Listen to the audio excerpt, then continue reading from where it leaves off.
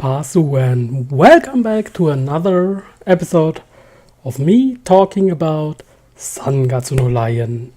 And it's already the 15th episode. It's been such a long time and such a great time to watch this show that I really like. It's one of my favorite shows, and we got really another great episode.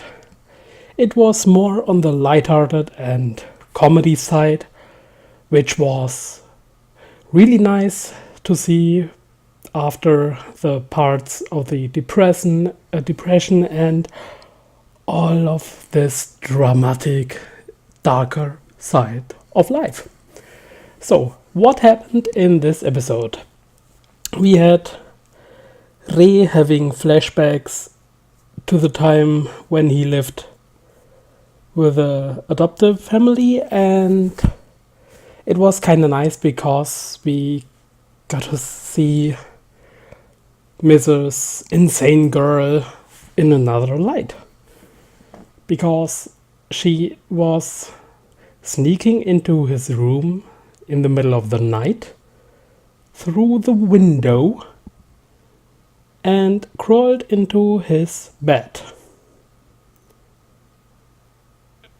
And I thought, okay, what the fuck is going on? And nothing really happened in terms of sexual stuff, because she was just snuggling to him and holding onto him. And it's kinda interesting because I didn't really think that she would be also like this. And it really shows that she is afraid of being left alone. And I mean, it was kinda... It isn't that I haven't thought about it, but it was more put like this, that she is kinda crazy and a stalker-ish girl. But in the end, she's just afraid to be left alone. Because this episode made it really clear that she's afraid, that she's just a normal little girl. Well, she is kinda crazy, but not just crazy, not crazy, but more like reasonable crazy. So it's fine by me.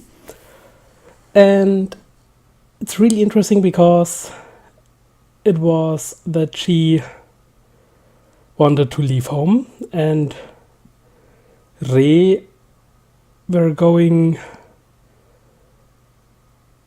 like this, that he will leave. And then we got back to the scene with Rei and Kyouko in the bed, and he patted her head, and he was busy to be or trying to become an adult.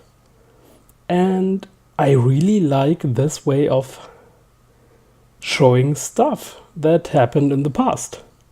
I mean, it's been a longer time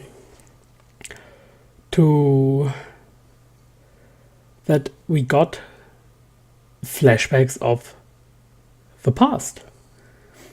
And yeah, they were busy with the present, but because Rei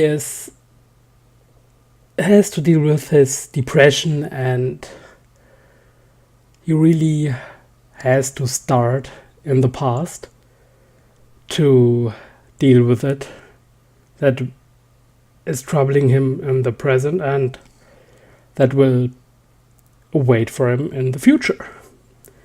And I'm saying this as someone who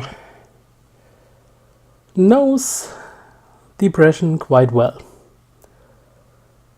And it's really great to see it like this. And I don't have to say that Shaft was doing a great job to shut off with the cracked glass metaphor for Kyouko.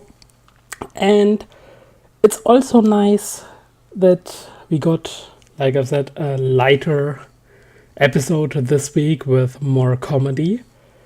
And the match between Shimada and Goto was kinda tense, and I really liked it how they are really rivals and they were provoking each other's for the second match.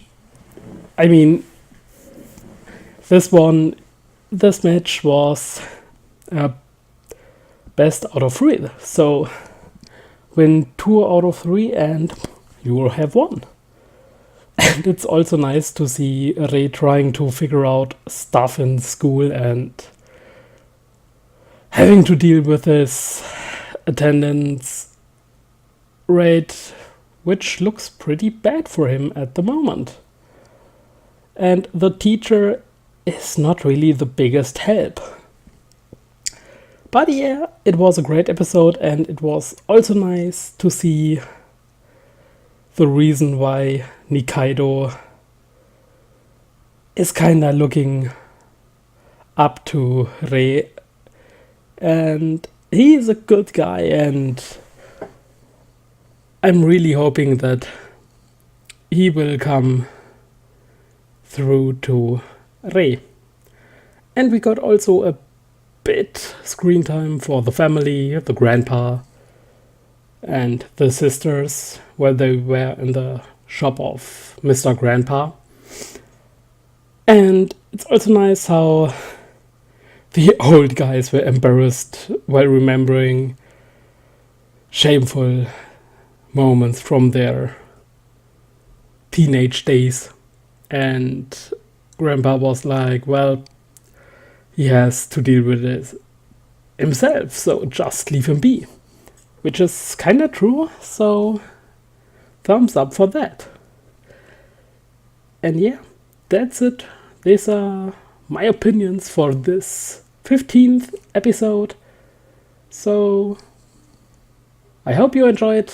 Watch this series if you haven't done so, but why would you watch this video if you haven't seen the show? Or why would you watch this video anyways? Well, yeah, thanks for watching. If you liked it, give me a thumbs up or leave a subscription or whatever. So, good night, see you later, adios, bye bye.